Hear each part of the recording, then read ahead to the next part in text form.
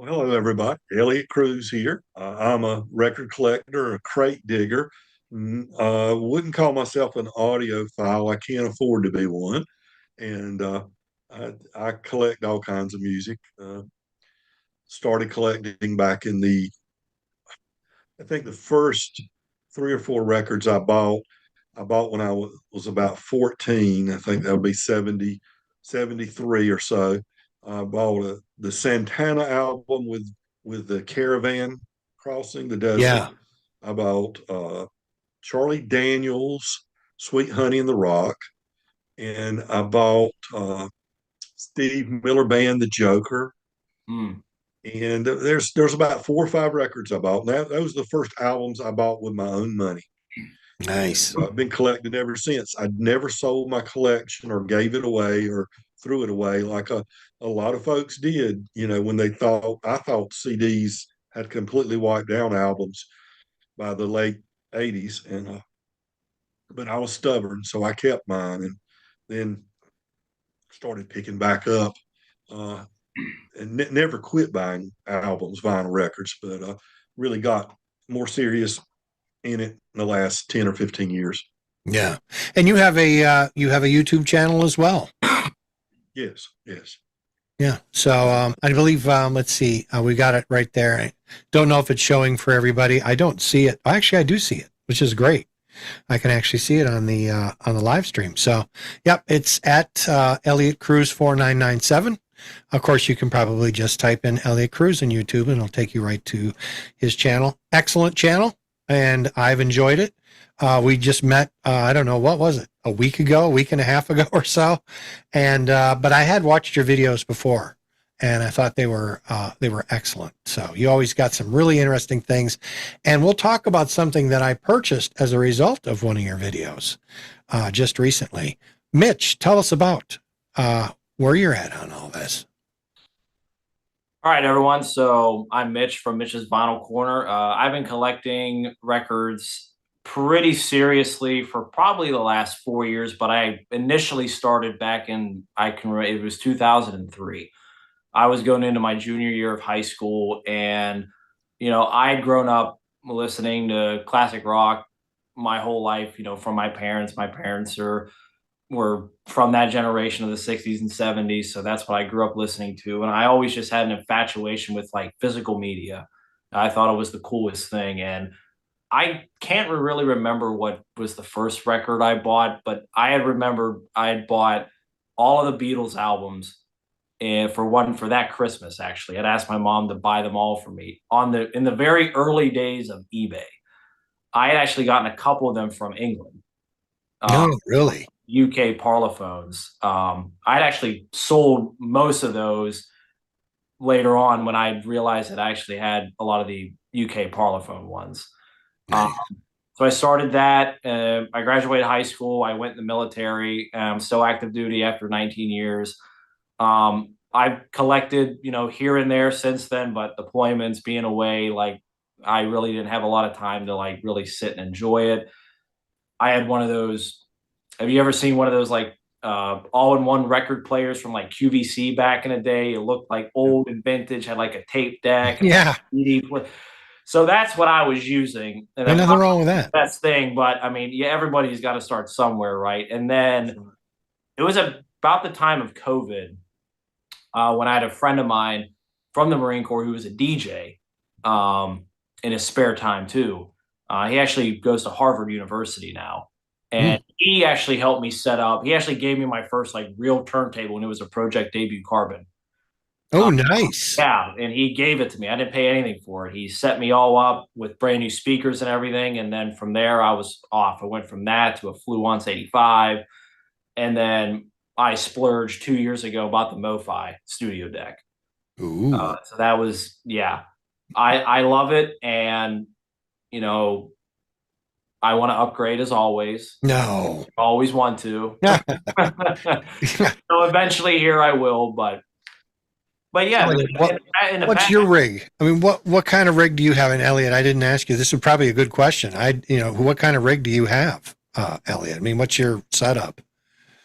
Well, vintage. Yeah. Everything vintage. Yep. Let's Okay. go. Oh, I like it. This is a sonograph turntable, which is kind of a boutique maker from the Northwest, like Oregon or somewhere like that. Right. And I back 20, 30 years ago, back in the mid 80s or so, and they went out of business eventually. And I picked that up a few years ago. But the turntables I usually use are duals or dulls, Yeah. German, more the great German craftsmanship that clocks and turntables and things like that. I love the duals, so I like to pick those up and work on them and get them running in smoothly again and things like that. That's what I was using until I picked this up, and I've got a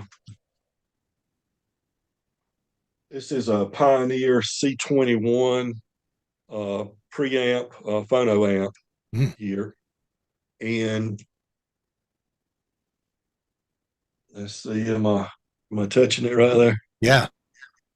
Okay, this is an Electron Kinetics Eagle 2 Okay. amp. That's a different name. One of the first four built by a guy in Arizona back in the mid 80s, who was one of those crazy, crazy guys. There's a backstory which I won't go into today, but he disappeared, and he is either buried in the desert Oh. in Arizona or Nevada, or he's drinking a pina colada in Costa Rica, one or the other. We don't know which. And my speakers are Dalquist. Uh, these are studio monitors, DM cubes or something like that. Yeah. Everything I picked up used and picked up from. I got the speakers I got from a guy when I went to buy some records from an ad in uh, Craigslist. Uh, the turntable and the preamp and the amp I got from people on the Hoffman's forum, the classifieds from the Hoffman's forum, and Steve Hoffman forums. I've been real happy with that. Steve Hoffman forums. That's a rabbit hole. Is it? Of information? You can go down a rabbit hole that you might not ever dig yourself out of. Believe it can get pretty wild. That is true. Well, and I'd bought speaking of rabbit hole, I had actually bought myself a acoustics research. It's AR3 or 5 or whatever. I still have it. And it was $1,000 when I bought it, and it's worth probably more. And I did all the mods to it and everything. And, I really don't use it that much. I know this is going to sound funny, and I am kind of an audiophile guy. I like my Techniques direct drive automatic turntable, and I'll just say it right there. And I like it because I can put the record on and hit a button, and I don't ruin a record. I don't drop anything on it. And the best part is that my wife can do it too. And that way I know the vinyl is going to be fine after she puts it on and just hits go, and then it automatically stops and comes back to its spot. So I feel like I put it like an Audiophile, I 2M Blue or something on it, and it sounds pretty good. And then I also have a Sony Bluetooth. Again, I know the audiophiles would go out of their minds if they heard it, but it works just fine. And I can keep it anywhere. I can take it out to the back porch or put it on the kitchen table or whatever, and we just play records. So that's kind of where we're at. Now, Mitch, what kind of speakers do you got? Oh, I have the Wharfdale Linton Heritage. Oh, those are nice. Those are really nice. Yes, they are. I got that paired with a Leak Stereo 130. Nice. I got that. That was actually recommended to me by an audio store out in California 2 years ago when I upgraded everything. I think it was Alma Music, and I forget the guy's name. He was a great guy, and he helped me pair. He was like, "What kind of music do you like?" and everything, and like these things rock. They got like that great classic, like British, classic rocks, especially for classic rock. For jazz, it sounds great too. Yeah. Paired with the studio deck, it's fantastic. And you brought up techniques. Yeah. That's the one thing I wish I could do with my turntable was switch out the head shell so I could play mono and stereo records. Yeah, it's a wonderful thing. That's the only drawback with mine. Other than that MoFi Studio deck, that tone arm is big. It's like 10 inches long. It is so huge. Is it really? It tracks like nothing I've ever seen. It tracks so precise. It sounds incredible. I love it.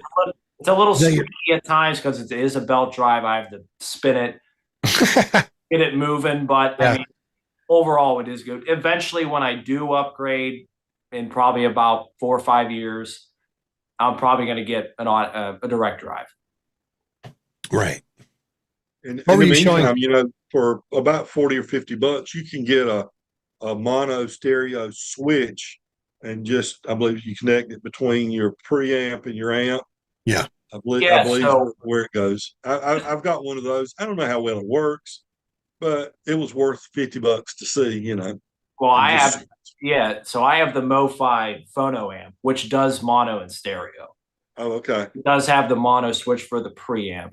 However, I've heard, and Louis V can attest to this, I think he's done this on a couple of his videos, is like true mono is best experience with a mono cartridge. And I agree.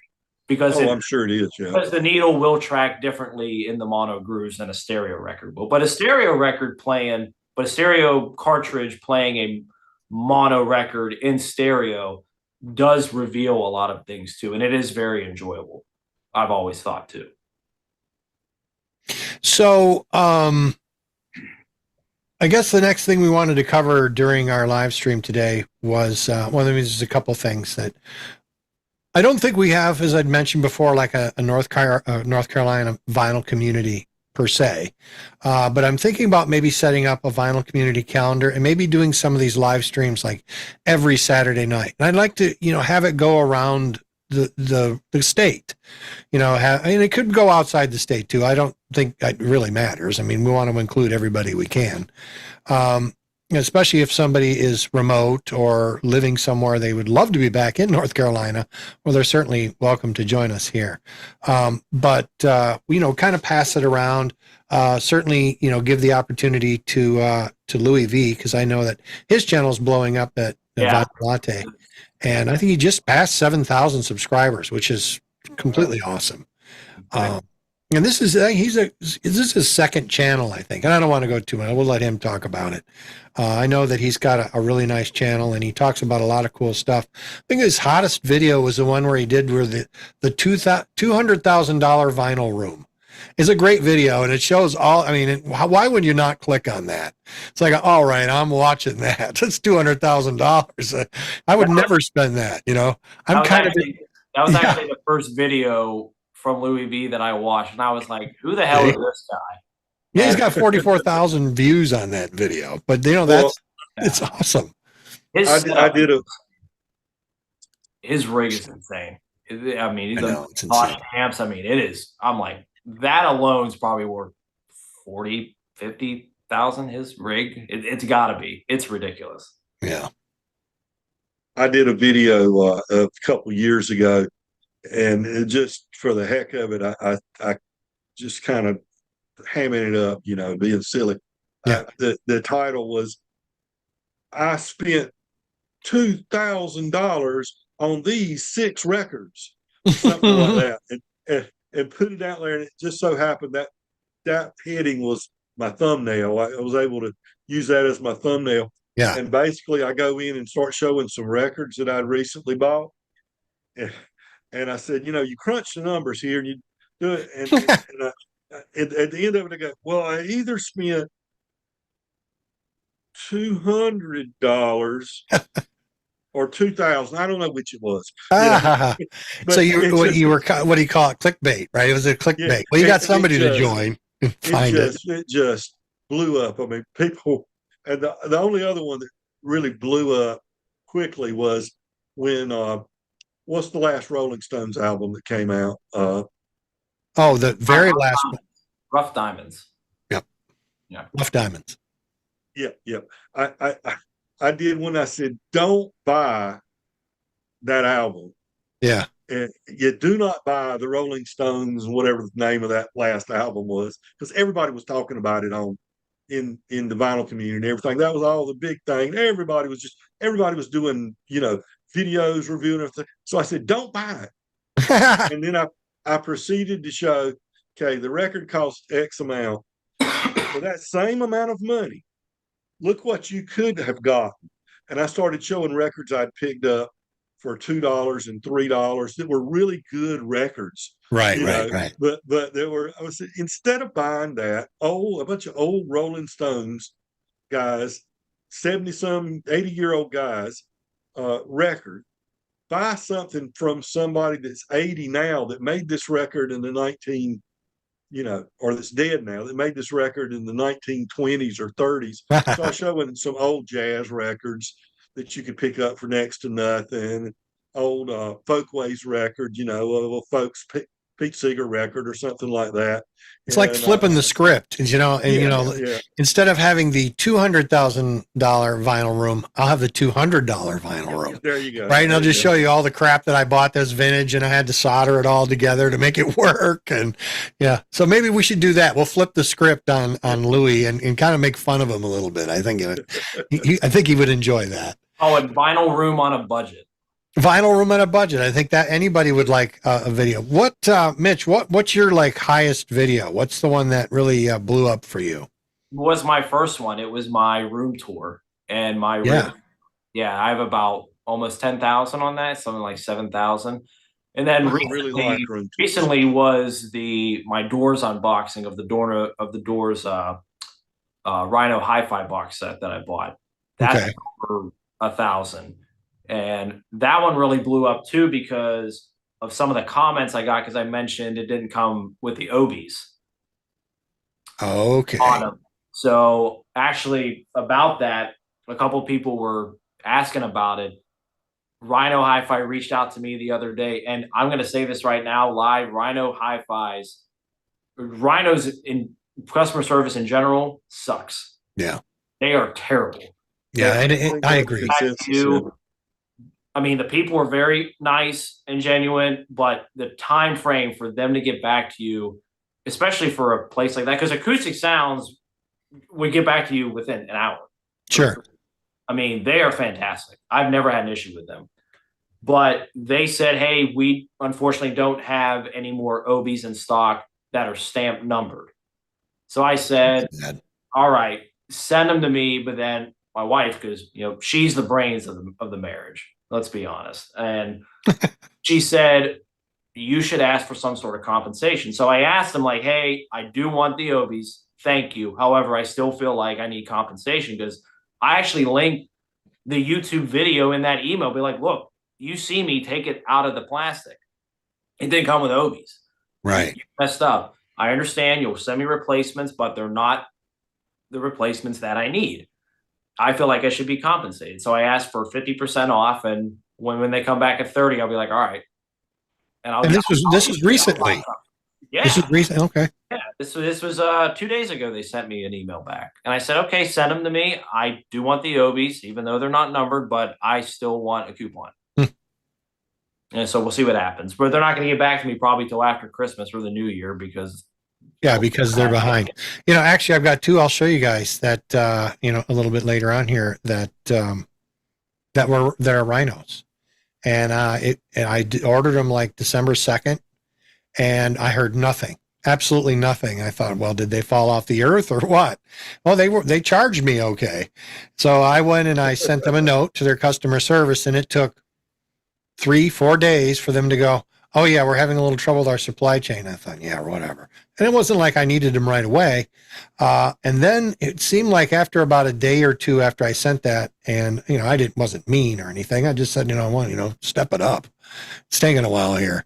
And they finally shipped it out. And I love Rhino records. I love their sound is really good. They have good pressings. I have never had anything bad from Rhino that I can think of. How many you guys? I mean, as far as pressings, were the pressings and the quality good? Yeah, I mean, I have no complaints about the Doors box set, because that's the only one from Rhino that I have. Yeah. That I regret not getting, that I had on my hand, was the Black Sabbath. Yeah. I had it. I should have bought it, and now they're out of print again, and I'm kicking myself for it because I should have bought it because I was holding out. I'm like, I want to get a white label promo of it, and Good the luck. even more harder to find. Yeah, especially in good shape. So I'm like, damn it, I should have picked that one up. Yeah.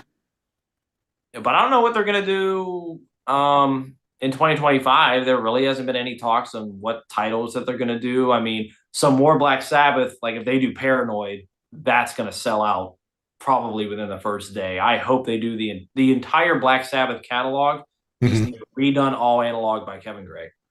It needs that would be great. They all need to be redone. They do. Because the 2016 versions from like 80 years ago, I had two of them. They didn't sound good at all. They sucked. I have some NEMs, NEMs, and I have a couple of the spiral ones, Vertigos. the Vertigos. Yeah, I have a couple of those downstairs. Surprisingly, the NEMs, they're all right.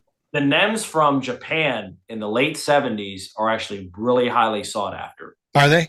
Oh yeah, those ones go for buku money, like $200 a piece. Like those ones, the NEMs from I think 79, 80 from Japan of all the Black Sabbath titles, they said they sound almost exactly like the UK, which is shocking because what everyone says about Japanese pressings is the bass is cut out, yeah, boosted mid range and the high and all that. So, but I have Japanese pressings of the Rolling Stone stuff and Queen. Like I think they sound great. They sound phenomenal to me. All right, guys, let's talk about our 2024 Grail buys or just buys. I mean, if you either get a Grail or you got a Grail buy or something you really liked in 2022. Elliott, do you want to take the floor for this one? Sure. We'll do them one and go Sure, around. we can go around. We'll do everybody do one. Kind of gets fun. Okay. Funner. Just got this one a couple of months ago. This is the latest Billy Strings album on Reprise. Oh, that's nice. That is nice. And it's what do you call that? You can feel the embossed. Yeah, it's embossed. Yeah. Love the car. Yeah, that's really nice. That is a nice car. Yeah. It's green splatter. And Reprise, I mean, who is selling Reprise? I mean, where's it? Obviously, Reprise is not a label any longer. Yeah, I guess it's Universal, Warner Music. Warner Music, yeah. Warner Music, yeah. They're just, these labels, these old classic labels, they own the rights to them, so yeah, they'll put it out. Both of them are green splatter, and it's the traditional Reprise label. Nice. Very much a bluegrass adjacent album, I would say. Psychedelic bluegrass, maybe. Okay, psychedelic bluegrass. I don't think I've ever heard those two terms in the same. Billy Strings is just a phenomenal guitarist, and he has a full bluegrass band, and some of the cuts are bluegrass, and others are long and winding journeys. Yeah, came with let's say, you see that? Are they stickers or just cards? They're postcards. Yeah. And pretty cool. Never heard of Billy String. You never heard of? Okay, well you got to you need to check him out. He's I know. Well, look, I've taken your advice before, and it's always been good. So he's literally playing coliseums. Really, he's headlining coliseums with a banjo, fiddle, acoustic guitar, upright bass, and a mandolin. He is headlining coliseums, and he's an amazing musician, putting out a record a year, easy, if not more. So really, I'll put him on my listening list and see what it does for me. Psychedelic bluegrass. Love it. He'll do a cover of War Pigs. Okay. A bluegrass version of War Pigs would be. There you go. Yeah. He'll do he'll do Pink Floyd covers. He'll do Grateful Dead covers. he'll do, you know, just he's when he was in high school, not only was he playing bluegrass, but he was also playing heavy metal. Yeah. So, you know, he's young. He's probably 33, Right. 35, something like that. Where's So he out of? he's out of Michigan. Michigan. Bluegrass, Michigan. Oh, gosh. Yeah. Okay. What you got, Mitch? Well, for people who have watched my channel, you know, for any extended period of time, I've talked about this a couple times. Fine. Got to be my OG Stooges. Right. That's the one you bought at the flea market. Yep, $40. This thing I can literally probably get $350 out of this. I mean, this thing is still in the string. Still in the string. Wow. Still got the inner sleeve as well. Look at that. That is nice. And then the vinyl on it, I don't think it was ever played. And I don't know if the guy selling it understood really what he had, like what kind of gem that he had. I mean, that thing is just, I don't know if I can get a good, but it's. What year did that come out? 69, 1960. Okay. So yeah, that's definitely my grail for this year. And yeah. I got a pile of them because I went to Austin this year. Oh, you did? Yeah, I went to Austin Record Show, and I definitely splurged, as my wife would say, a little too much. Went over budget a little bit, but not crazy, but went over a little bit. And that enlisted man's pay, it's probably a little bit of a hard time. Hey, it's an honest pay, man. It's an honest. I know. I was there too. I think I left. I was an E6 when I left the Navy. So yeah, and I didn't make much money, but you know, we love it. We do. So this, I'm going to show you guys. I haven't even opened these up. Speaking of Rhino, I got the Yes Fragile. This was the one that they just came out with this. So I think it's only been out like a year. This is the one that has the remaster from Steven Wilson. So it's the Steven Wilson remixes, and it's got some of the stuff that like it came out on Record Store Day. That was the Yes Fragile Black Friday Record Store Day with all of the outtakes and stuff. And normally I'm not a guy that buys outtakes, but man, what Steven Wilson had done, it was a remix, and he actually pulled up some of the channels that they got left out of the original mix, and some of the stuff is amazing. It's like it breathed new life into the recording, and it makes Yes Fragile, which is one of the albums that I enjoyed when I was a kid. So I got to say, I'm really looking forward to the Blu-ray disc that's on there as well.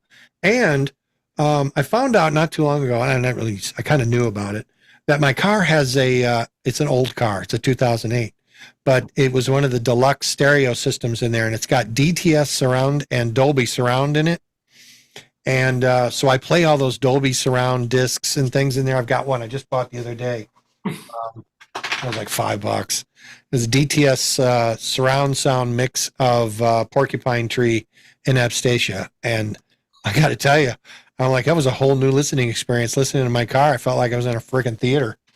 And then the other one that I ordered was the Yes album. Right, this was another one of my favorites, and a concert that I saw when I was younger. So this is a fantastic two sets of Yes, because I'm a huge Yes fan. And I actually got a video going to be coming out on Yes Fragile, the making of Yes Fragile. You got Bill Bruford, of course, in there. So look for that. And I actually spent like 2 months writing that video. So it's going to be like maybe more of a documentary type video. Yeah, that's definitely that's a band I actually never really have got. I mean, I know all their hits. Yeah, well, progressive rock, right? I mean, progressive rock. Them and like Genesis were like two of the, because everybody, I mean, Pink Floyd is probably the most well-known and probably, I'd say, most accessible prog rock band, but for like the mainstream. But yeah, I know a lot of the early Yes stuff with Peter Gabriel, I know is highly regarded by a lot of people, and it's something I'm wanting to explore here later on with Jeff. Yeah, check it out. I think you'll enjoy it. Did you have, Elliott, did you ever get into Yes at all? Oh yeah, they were standard bearers on the radio when I was in high school and college. I mean, Sure. they were, I always liked Yes. Yeah. Didn't have, a complete discography of them, but the classic albums definitely were in my collection way back in the day. Yeah. Sure. What else did you pick up in 2024, Elliott? Here's one I picked up a new album. We'll go rock this time. Yeah. Warren Haynes. And this is Warren Haynes' Million Voices Whisper. And I think folks are familiar with Warren from Government Mule and from the Allman Brothers Band, later versions of the Allman Brothers Band. Very good album, blues rock. I would call it some funk in there, a little bit of funk in there. Nothing particular about it's just a black vinyl. Yeah. And this came out a couple of months ago, and I had it ordered, and a good price on it actually. I pre-ordered it on Amazon, and it was going to be like $34 or something like that, and they slashed the price just before it came out, so they cut my price. It ended up being like $22. Oh, that's good. The great Warren Hayes guitar work in there, his own writing. Most of the tunes he wrote himself. He does the old Stephen Steele song "Find the Cost of Freedom" merged with or interplayed with one of his songs, "Day of Reckoning." And for the most part, everything else is stuff he penned. Derek Trucks is on here a little bit. Lucas Nelson, Willie Nelson's son, is on here a little bit, and just an excellent rock album. Just and Lucas Wolf rock album. Lucas is actually a pretty good rocker. He rocks out pretty good. I've heard a couple of his rock songs. I liked him too. Of course, he did a lot of stuff. A couple of things with his dad. I can't remember the one song, but I enjoy it. And look, I'm a huge Willie Nelson fan. Absolutely love Willie Nelson. And have a lot of his records. I mean, the man's coming in at what, 91, 92 right now? Yeah, I think he is. Yeah. Yeah. It ain't going to be long. He's taken a lot of, chemicals in his day. So maybe he's well, I don't know, pickled. He said the weed is what saved him from alcoholism, really. Yeah, that's probably true. He's never been a big drinker. I mean, used to be a big drinker. Sure. And it was a real problem for him. And he got on the weed. Now, I'm not advocating weed. No, me neither. But if your options are severe alcoholism or being a weed monkey, I'll take the weed monkey is better. Yeah. Yeah, I agree. Yeah. All right. What do you have, Mitch? All right. I got a couple things. So cool. 3 from one artist. So this is the first one. So this I got earlier this year. So it's Dark Side of the Moon, but it's a UK A3B3. Oh, wow. 73. I was talking about this earlier. I got this off of eBay for about $130.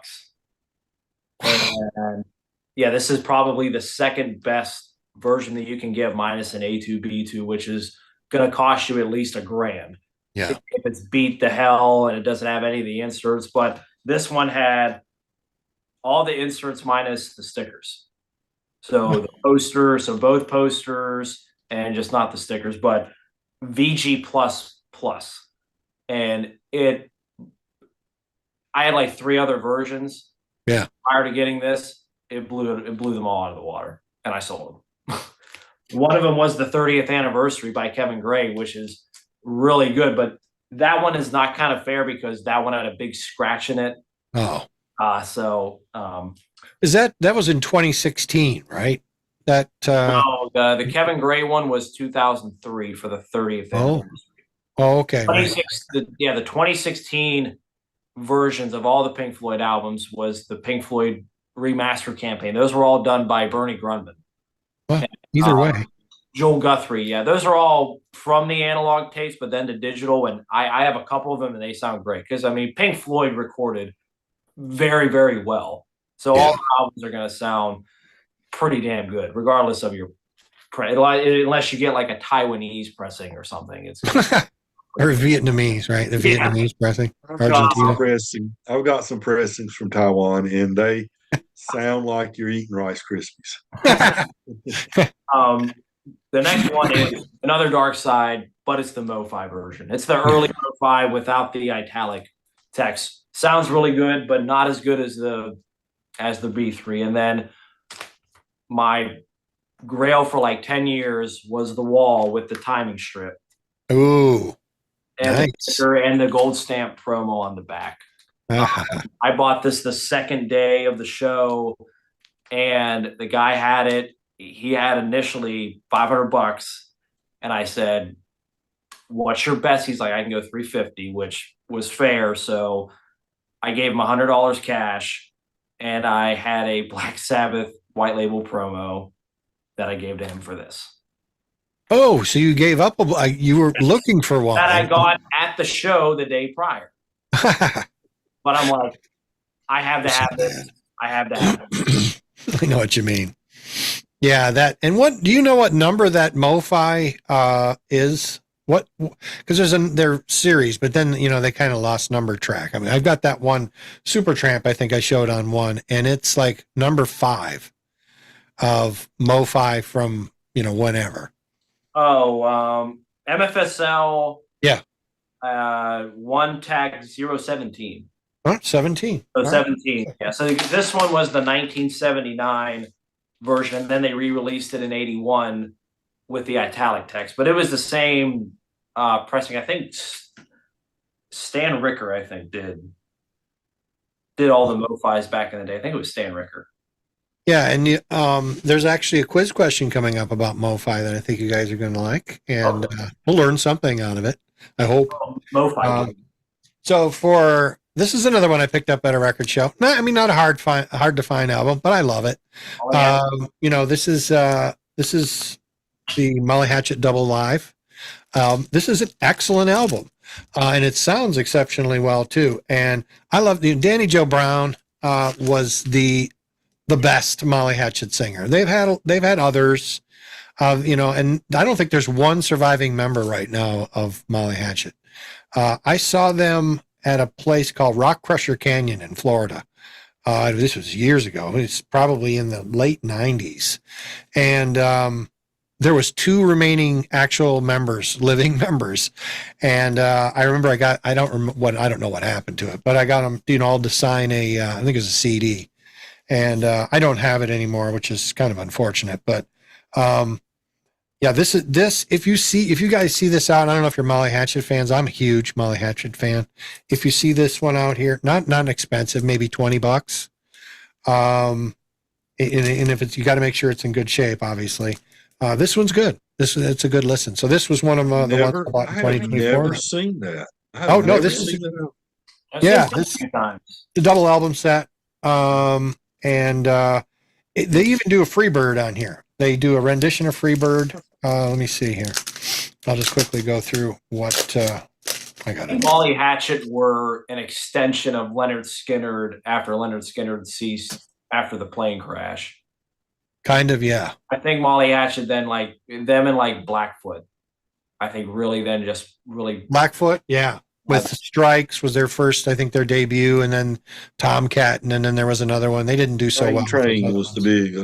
Train, take me on out of this time. That harmonica playing was amazing on that. Yeah. But yeah, this album is really good. And if you see it out in town, it's really good. They do on side 3 of the album. They do a Freebird, and then of course Dreams I'll Never See, the stuff we're always used to, Beating the Odds. But they cover the full gambit here of all the songs. I forgot that they did Dreams.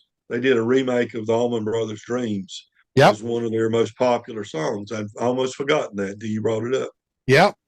Dreams. Yeah, Dreams I'll Never See. And they this was actually Dreams was on the I can't remember exactly. Excuse me, what album it was off of. It was like their second album.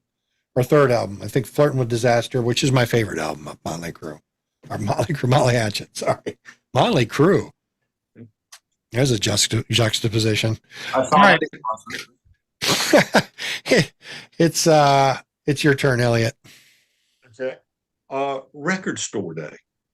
Yeah. I don't know how you are about record store day, but I am too old and too lazy to get up, and my bladder fills up too quickly to get up in the middle of the night and go stand in line. In the So I cold. refuse to in the cold. I refuse to do that.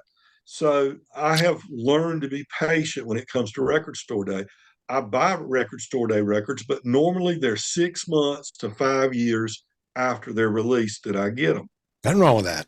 And people, it's that FOMO, fear of missing out, fear that all the copies will get gobbled up, that causes these unscrupulous flippers to go in and buy a bunch of copies and then mark them way up, after record store day Yeah. to sell them for double or triple the price.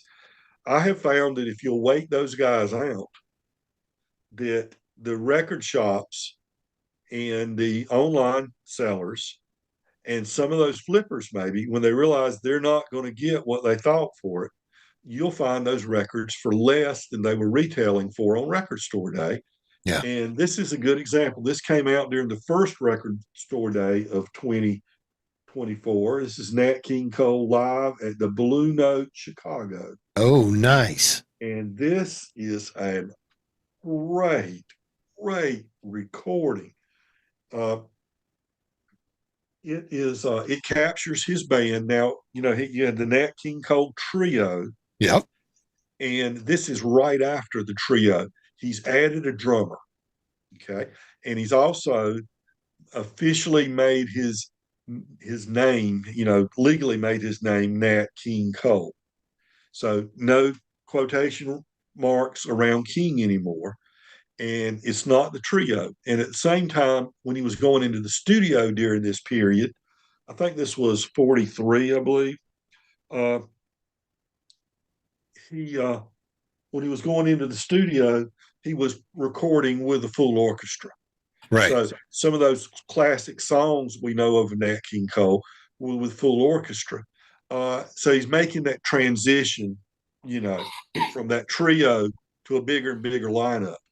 And this album captures that transitional period, and it does it great. Just the audio, the sound of the record is really good. The recording was made by the owner of the club, and he played a long engagement there. Back then, they did residencies all the time, Right. instead of touring all the time. He did a residency there. He was actually playing bigger places at this point, but he owed the guy a favor. He was a friend of his. So he came back to make up a date that he not been able to fulfill, I believe it was, or a couple of years ago. And he just had successive hits. So he was playing bigger and bigger places, but he came in and did this residency. And, a lot of us, me included, we think of Nat King Cole for Unforgettable and two or three other, the Christmas song that he does, Sure. that he did, things like that. But we forget what or maybe I never knew until I got deeper into his catalog, what a great, not only vocalist, but pianist he was back then. What a great sound you can get from three or four instruments, so. Yeah. So it's a true, I think a lot of people thought that Nat King Cole was a sellout, right? I think they even thought that back in the day as he started playing with that orchestra. And then the next thing, the whole market was flooded with Nat King Cole records, and he was covering everybody's stuff, and it just kind of got old. And, sometimes I have Nat King Cole records. Some of them are great. Some of them that they're terrible. And nobody buys them. And the thing is, when we talk about people selling out, mm-hmm. You got to pay the mortgage, people. Just always remember that. Yeah. You got to feed your family, and you got to pay a mortgage. So if they're going to put these songs in front of you to play, and they're going to sell tons of records, fair enough. You can't blame a person for providing for his family, No, I agree. Yeah, fair enough. I can't disagree with that. But you're right. As he got bigger and bigger, the quality, wasn't what we would have heard in the 1930s and 40s early on. Yeah. That's I think true. that's every band goes through that. Like best example in modern times is probably Metallica. Right. Right after Yeah, I the mean, things are starting to fall out.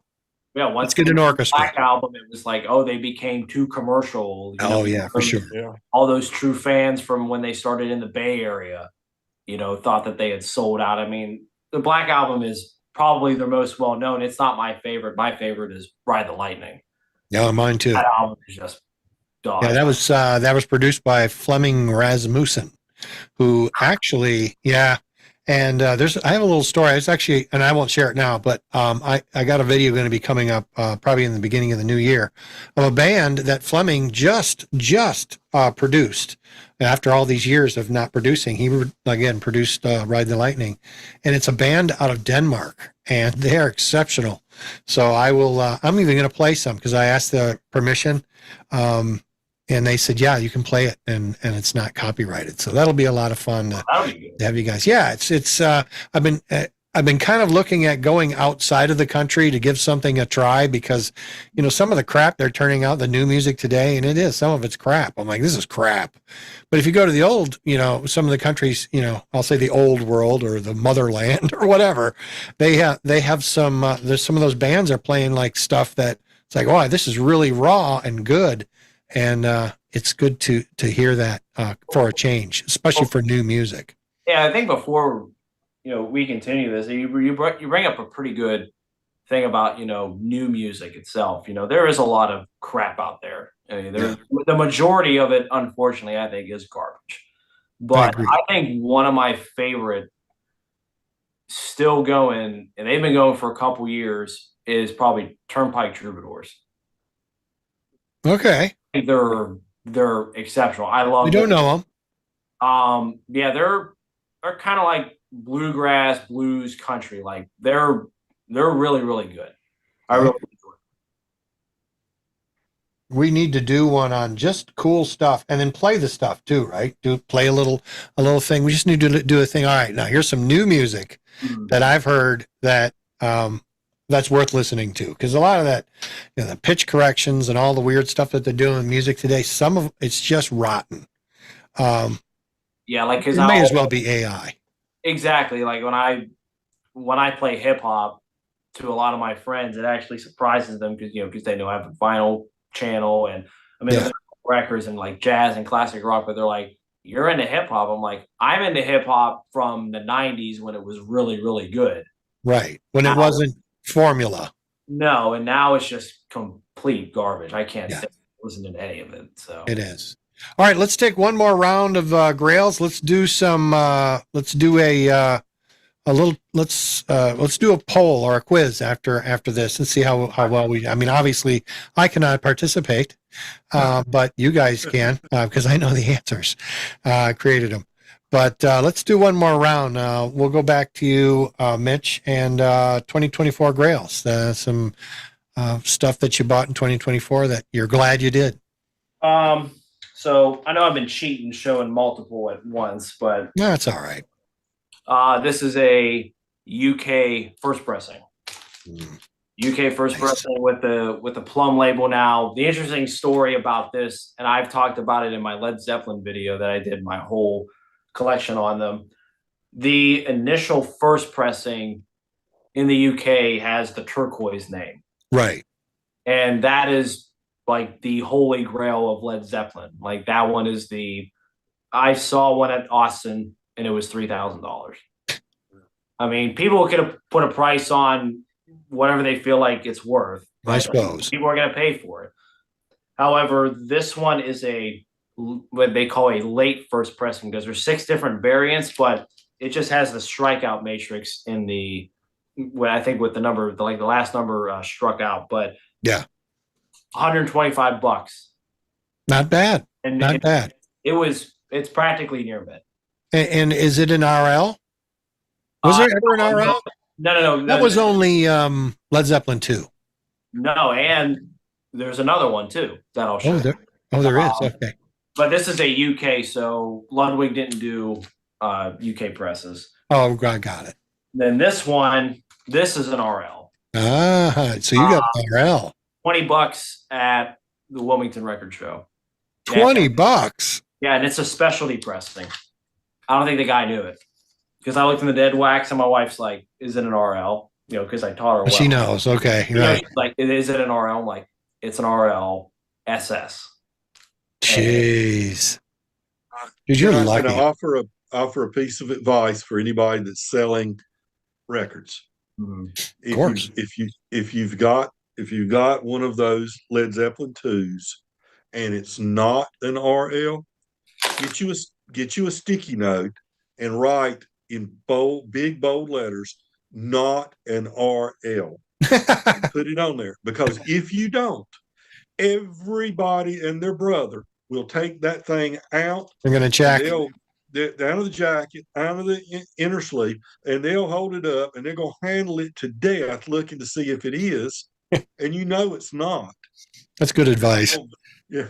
So if you don't want to have to clean that record multiple times before you ever sell it, or have somebody drop it. You ever have somebody drop one of your records? I had a really nice Jimi Hendrix audio experience. The kid dropped it.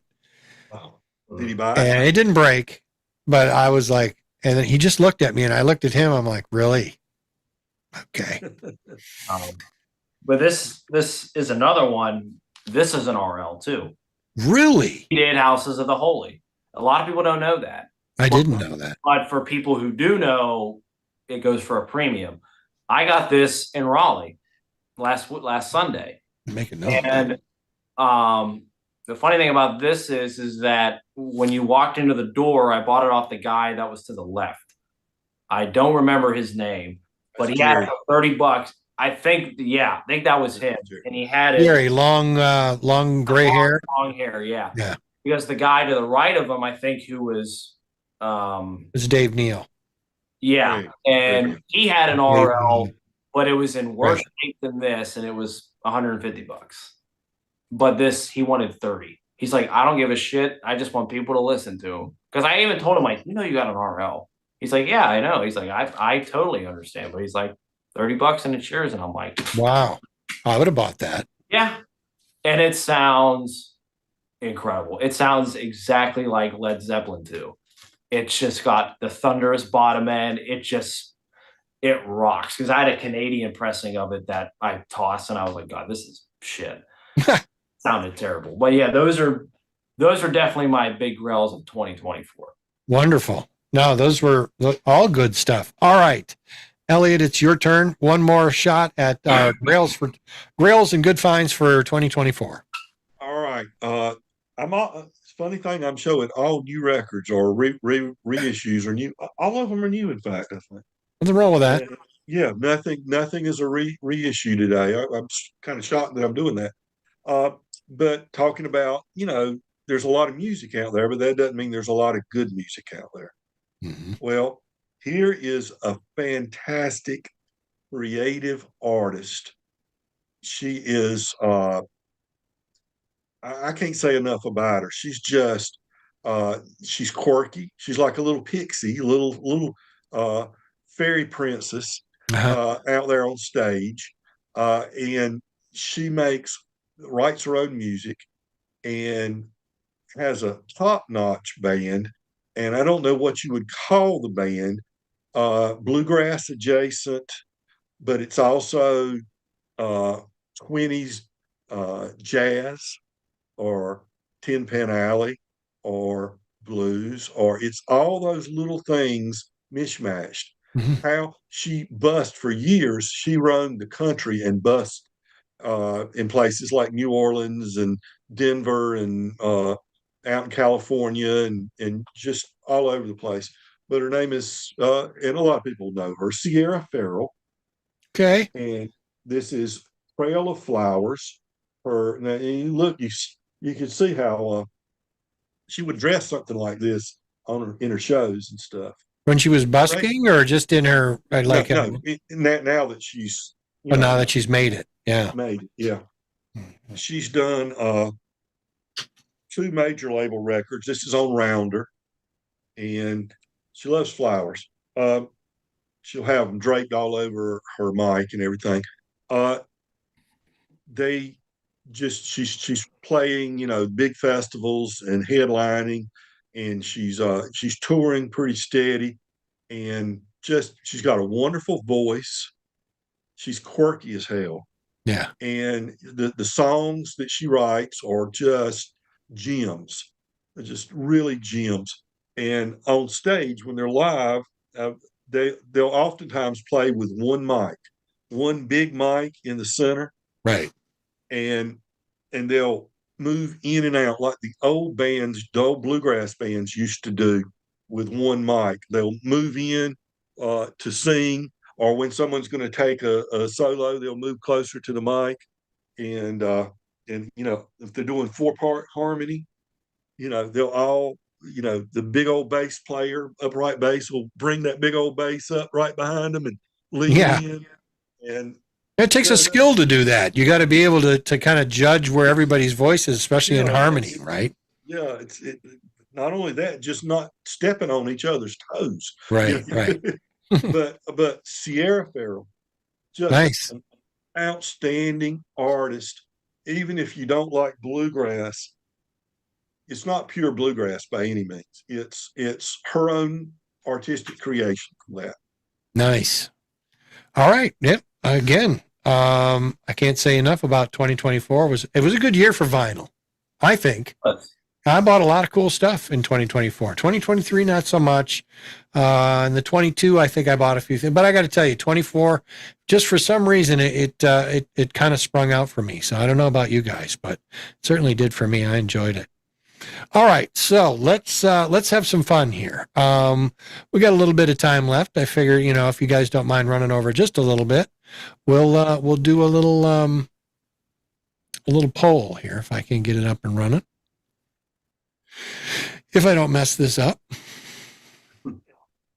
All right, so let me get to that. Polls, quizzes. All right, which one do y'all want to take? There's 5 questions in each. I've got 3 different quizzes. The first one is first quiz is Audiophile Pressings, 5 questions. The next one is Blues Records, and the last quiz is Record Pressing Plants and Processes. So what do y'all want to take first? I say let's do the audiophile one first. All right.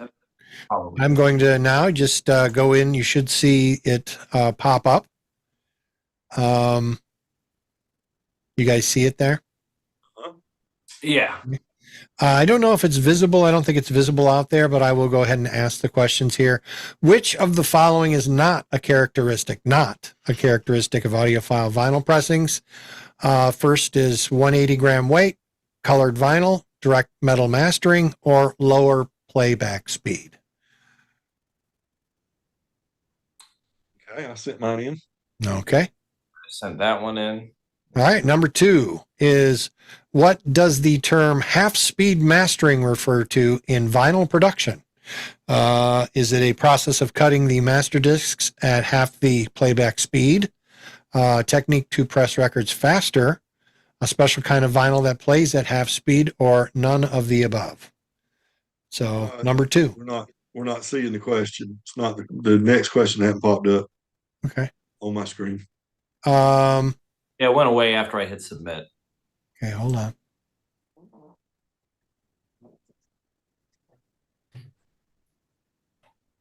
I wonder why. So you guys did another. We can just answer it if you want us to. Let's do that.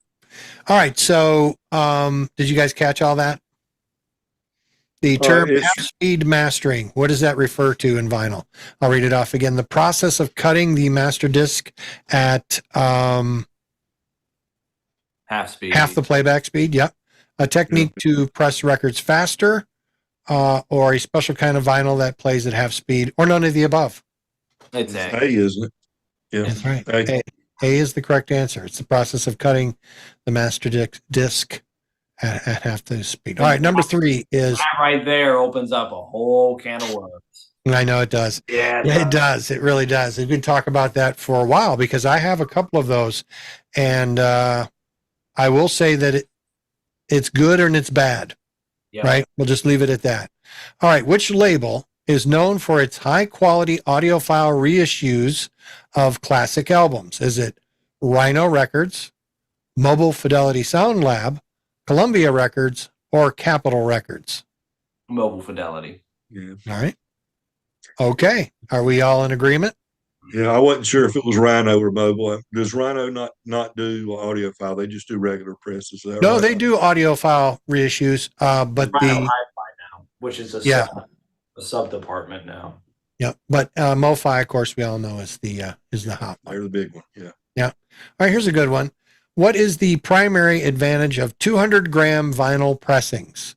They're more durable and less prone to vibration, cheaper to produce, they play louder than other pressings, or they're easier to store.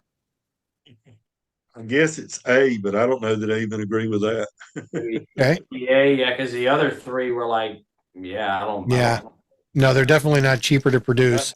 I don't think 200 or 180 gram is really any benefit. I mean, the groove's nowhere near that deep. So, well, even with like Mobile Fidelity, that Mobile Fidelity Super Tramp that I have, and it's like number 5, it's super thin, but it's on some kind of virgin vinyl, and it sounds better than some of the 180-gram vinyl I have. So I don't think there's anything to that. Yeah, because all the MoFi stuff from the 80s, going from the regular releases to the UHQRs, all use super vinyl from Japan. And that was just the gold standard. I mean, the Japanese know how to make records. They really do. Yes, they do. Absolutely. And I think the problem with the 180 gram and the 200 gram is if it is warped, if it's a warped record, it's a whole lot more difficult to get that flattened down or played decent than a regular record. Sometimes just putting them between a bunch of records. Yeah, and Wyoming Dave is on here. Yeah, that virgin vinyl, you can see right through it. You're right. I mean, so you can almost see right through that, some of that virgin vinyl, the really good vinyl. You think about the Police, right? Remember the Police? They would have you could see through that vinyl, and it was like kind of I don't know, it's almost like a caramel colored brown. Yeah. They say that was the best pressing of that. Right, right. See, and Dave says he's got that one at the Police that you can see right through it. Or that's a Nautilus pressing too. All right, number 5 on the audiophile vinyl pressings. Last question here. Direct metal mastering, DMM, often offers which benefit? Reduced surface noise, increased dynamic range, enhanced bass response, or all of the above? I don't know that. To be honest, I mean, that's a tough one, because it's very, what's the word I'm looking for? It's very subjective. Yeah. There's another one like Half Speed Master that is super subjective. But I would probably say maybe better dynamic playback. It's all the above. And I will tell you that Rush did all of theirs in direct metal mastering, and they use copper. Right. So what they do is they actually cut it directly instead of using a lacquer and then spraying it down with the silver and, that whole process they go through. They actually cut it directly to a copper disc, and that's what they press with. So they cut them direct, and then they put them to, they're actually the actual stampers, right, that they create from them. Once again, this is that controversy we could talk about where, does it sound better either way? It does and it doesn't. Right. And I will say that there are some DMMs that I've listened to that are good, and there are some that I felt were really kind of just harsh and kind of digitally, quite frankly. I think that's the big controversy I've heard about DMM over the years. Yeah, it's kind of harsh. Yeah. And with a lot of all right, guys. So we did some vinyl tags. Each of us have done a vinyl tags for the year. It's a really weird year for vinyl tags. I mean, there must have been a vinyl tag for everything. Let's see, jazz. And it started early. Yeah, it did. Well, and not only just for this year, even through the year, there was a summer tag, which I got in. I only did summer tag 2025, 2015, 2025. And then I just did one yesterday. I did I thought it was cool, soundtracks. I needed to break them all out anyway and organize them. So I broke those all out. So I made that video. It's scheduled, but and then there was a compilation ones that you participated in, Elliott. And I know that you, Mitch, did the 2025 vinyl tag. A lot of fun. I think the vinyl tags are good. I enjoy them. I think that sometimes I think they can get a little overdone though. I mean, again, for small channels like ours, that gives us the opportunity to do some stuff on our channels that, we may not, and you don't have to write a script and go through and do a lot of research. You just, break out the records and make a mess in the house. And it introduces us to channels we didn't know existed before. That's absolutely. I've found, I can't even tell you how many I've found. I saw Mitch. I watched your vinyl tag video before I met you at the Raleigh show. Because once we were introduced, I said, "Yeah, I think I watched your video." So and subscribe, and so you got new people to subscribe to, and most people, when you subscribe to them, they'll subscribe back. So it just broadens and builds the community a little better. It does. Mm-hmm. And this was the first year I actually ever even heard of vinyl tag, because it was at the Washington show, Todd, that you actually told me about it. I'm like, yeah, what is a vinyl tag? And then I looked at it, I was like, oh, okay, I kind of see what it is. And then I made that video, and then my video blew up. Yeah. When I started watching my video. Yeah. Well, I think what happens is the algorithm catches on, right? It's like, well, you're watching this guy's video and you're watching, and everybody's, kind of calling each other out in their descriptions, and it's a lot of fun. And Wyoming Dave says, if there's a jazz record tag in the upcoming months, I probably could do that one. Yeah, there is a couple. If you go out there and just, they just did it. I looked it up the other day, and there is a jazz record tag out there. And there's even though some people have called one or not, they call Edwin's official. That's kind of a joke, really. It's not really official. Nobody meant when Mazzy put it as the official vinyl tag 2025. He was making a joke, and people get all worked up over that. It's just you can do the official, unofficial vinyl tag will come out first of the year probably. Yeah, because it's come out for Vinyl Richie did one last year that was hilarious. It was good. It was good, and that's exactly what it was. He said, "Oh, everybody did the vinyl tag, so I'm going to do the unofficial vinyl tag or something like that." And he comes up with these crazy questions, People watch them. I watch them. I enjoy it. I like seeing what everybody's got in their collection. It's a lot of fun. So what do you guys got planned for your channels coming up in 2025? Anything good? Depends on your definition. Yeah, I'll probably keep doing some of this. I might start doing some shootouts. Shootouts is good. Because I do have, because I only actually have two on my channel, which is the Gaucho. I have an original RL and the UHQR. And then I did I didn't do really a comparison shootout, but it was between Nirvana's Nevermind and Pearl Jam's 10. Okay. Now, are you going to hook your system up like a tape out or whatever to actually, are you going to use a microphone? How are you going to do the? So what I've been doing is that I just do the listening comparisons. I just take two tracks and then I just talk about it, because I'm not going to put it on there because with the whole copyright and everything. I know there's a couple guys that do that. There's that one guy. Yeah. He does all the shootouts, and he has the view of his two turntables, and then he'll play, because he just did one on the Ramones, I think, Rocket to Russia. Oh, and he does them exact 1-to-1, so he syncs them up. Jason, I forget his name. Jason Rojas. Jason Rojas. Yeah. His videos are blowing up too. I was like, oh wow, the actual comparison between the pressings, which now he's got a whole big system there that I just don't have here. So yeah, I get it. Mine's just going to be more, hey, I listened to them, I compared these tracks, these are my thoughts on them. Well, unless your video's your channel's monetized, which ours aren't. right? And I don't even know if I will ever do that. I mean, maybe. I doubt it. It really doesn't matter if you play copyrighted material. Somebody else is going to, reap the benefits. Fine. Doesn't matter to me. I'm putting out, I'm talking about the stuff I want to talk about. I'm not really in this for any kind of money or anything other than just having fun with you guys. I mean, this is my fun. I mean, this is the payoff. I mean, he's really missing out tonight, isn't he? Who, Louis V? Yeah. Yeah, we could tease him a lot. I'm looking forward to a live stream with him because we can really tease him. That man just has too much money and too much time on his hands. He's got to be about probably my age. Yeah, I don't know. He hasn't revealed his age, but age doesn't matter in this game. Everybody enjoys it. Yeah.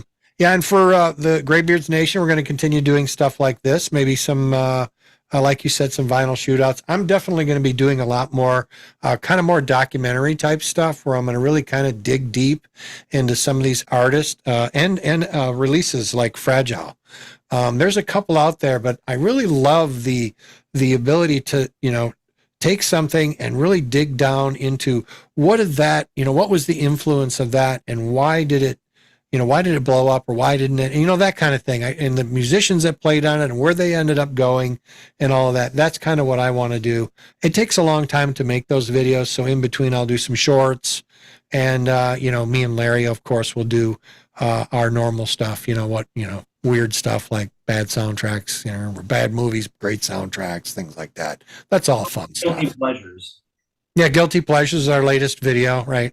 Not a guilty pleasure. It's not a guilty pleasure. I know you told me that. All right, guys, let's do one more. Quiz.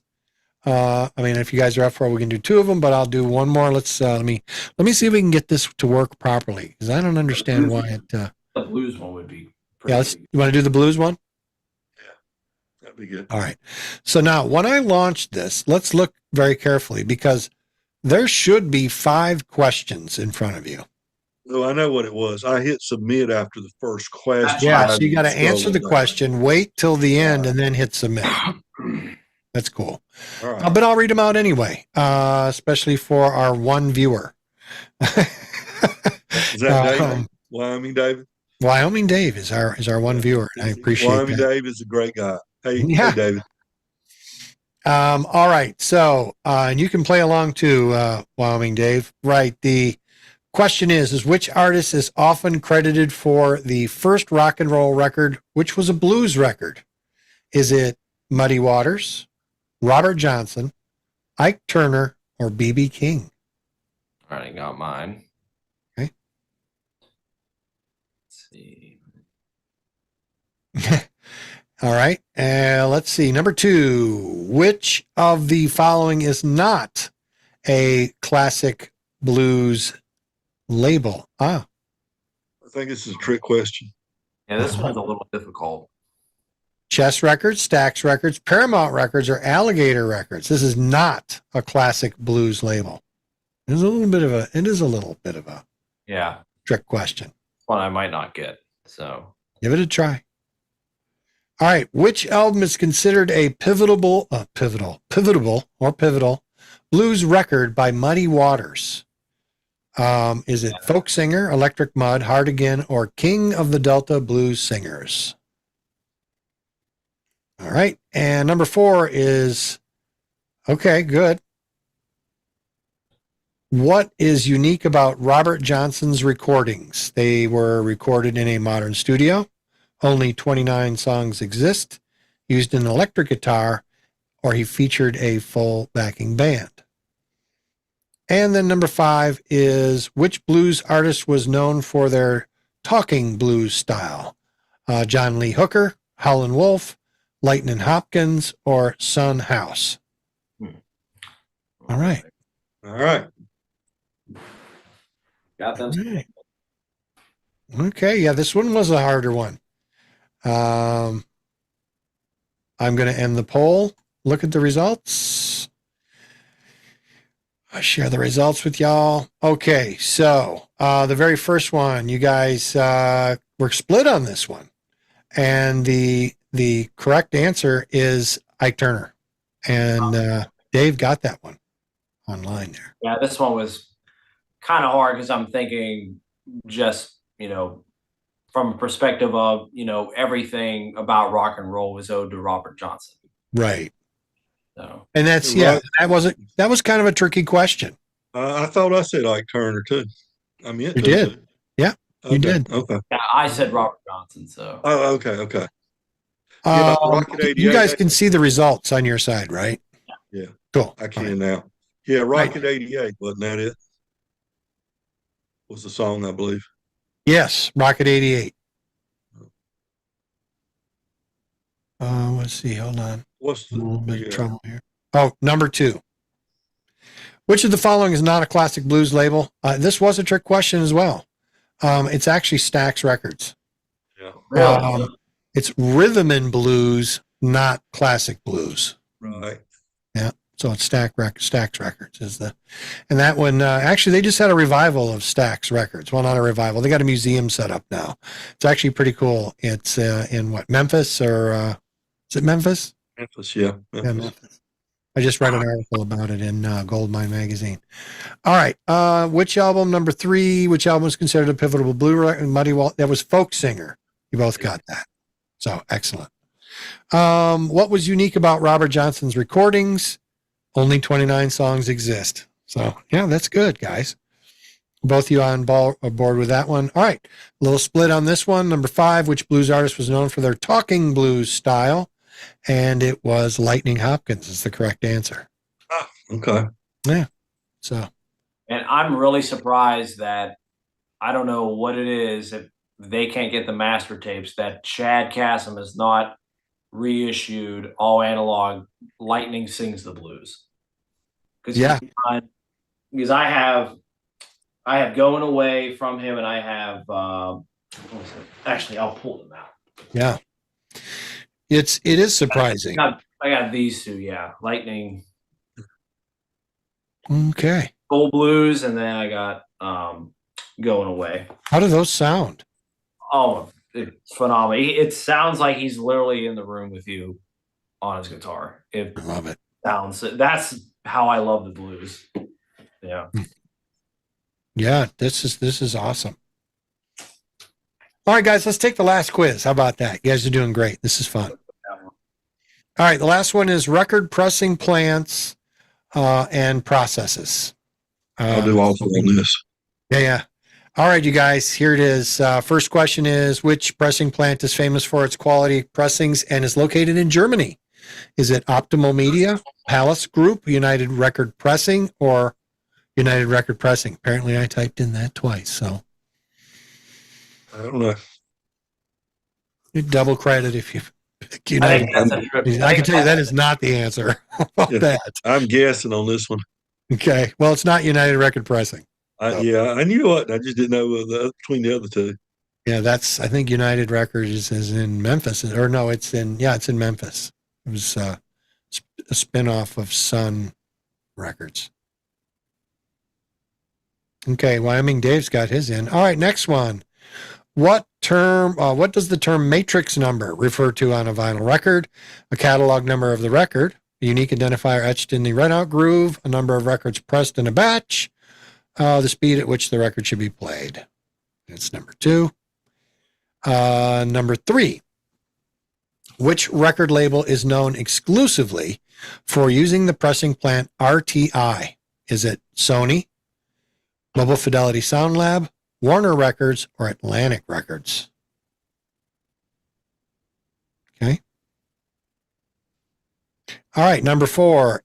What is the primary purpose of a lacquer in record pressing? To clean the vinyl, to add color to the vinyl, to create the master discs from which all copies are pressed, and to increase the record's durability. And the last one, number 5, which of the following is not a common defect in vinyl records? Warping, non-fill, crosstalk, or oversampling. Say not a common defect in vinyl records.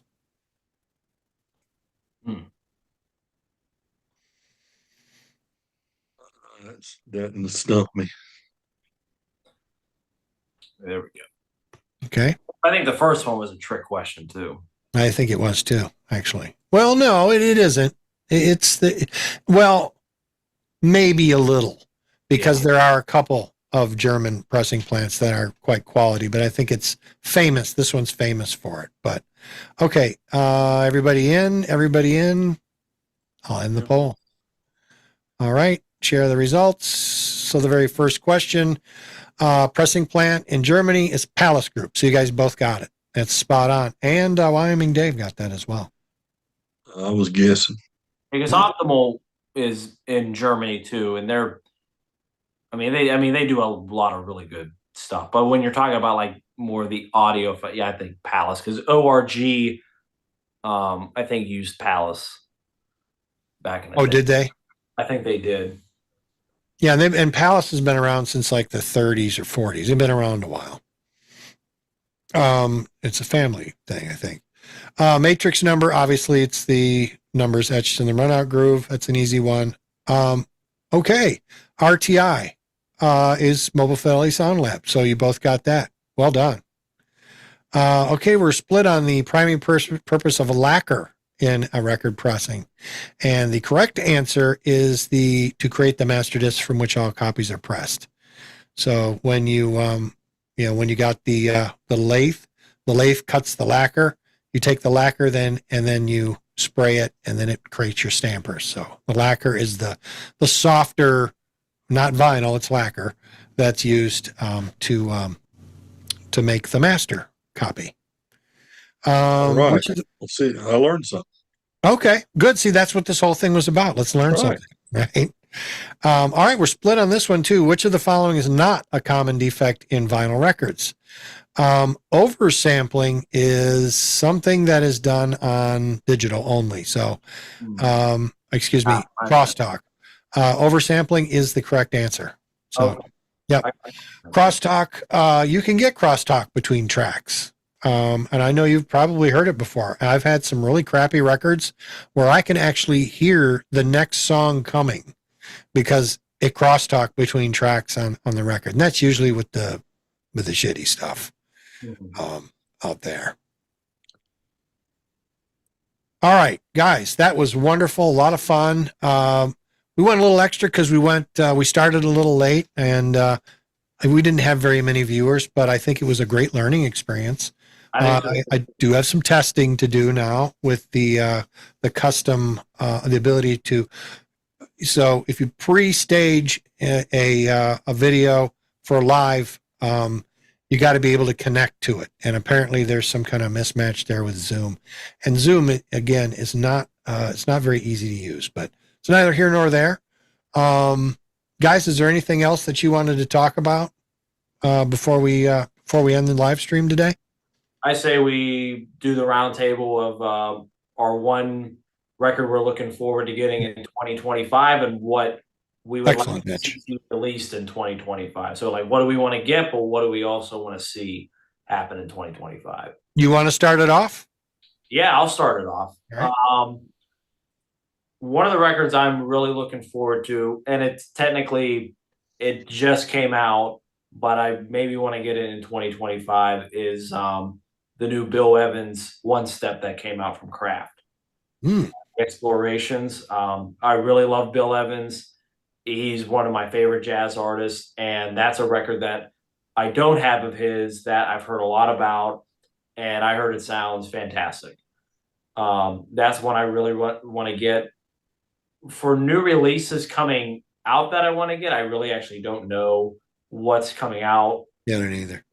Yeah, so really can't answer that. So that's kind of cheating going into 25, but not at all.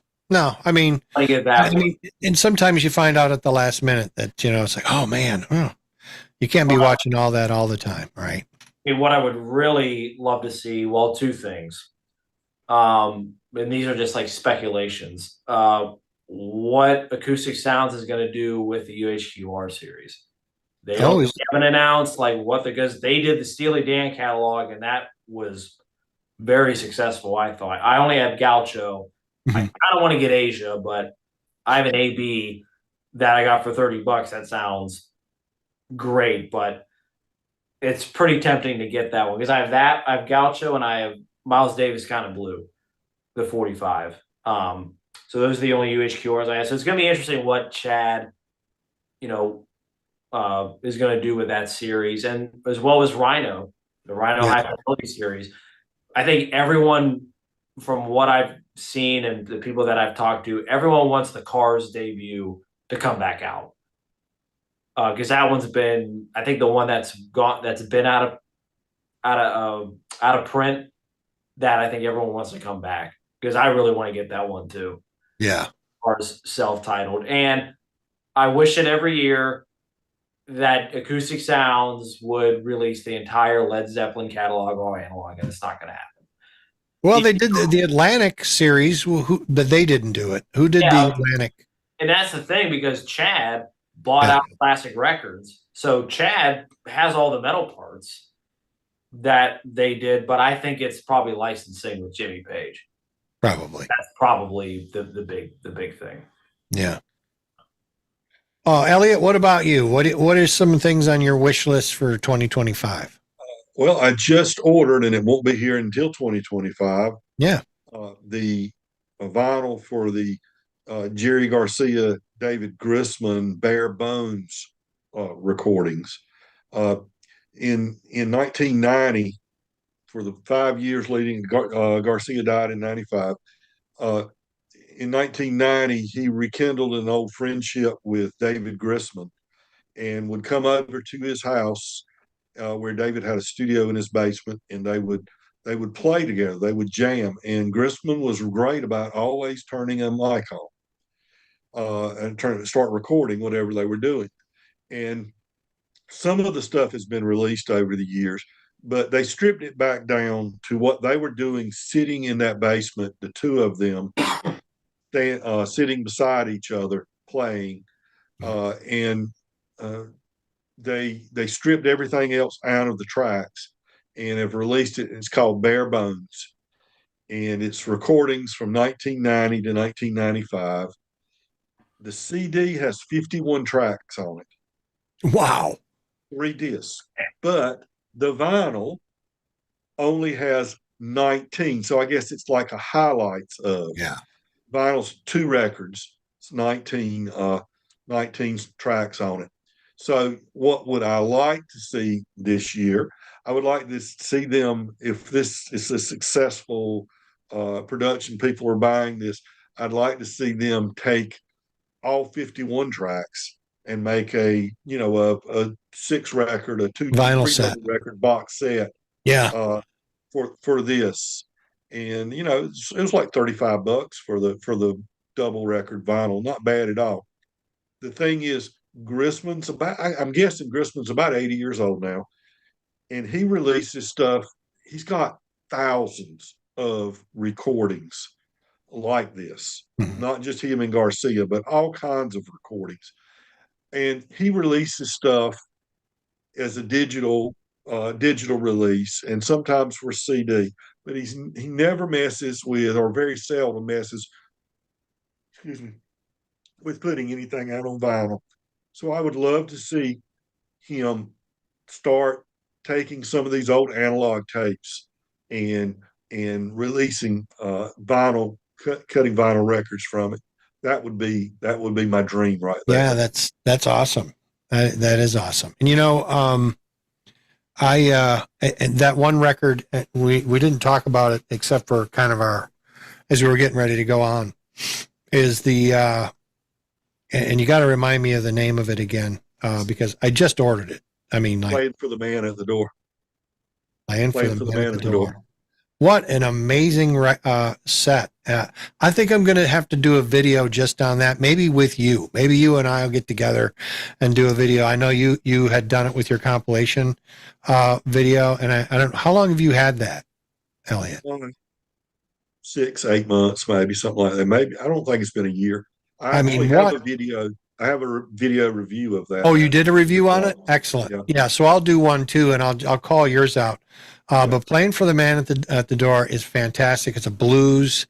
It's like, I mean, it's hard to explain. It's so cool.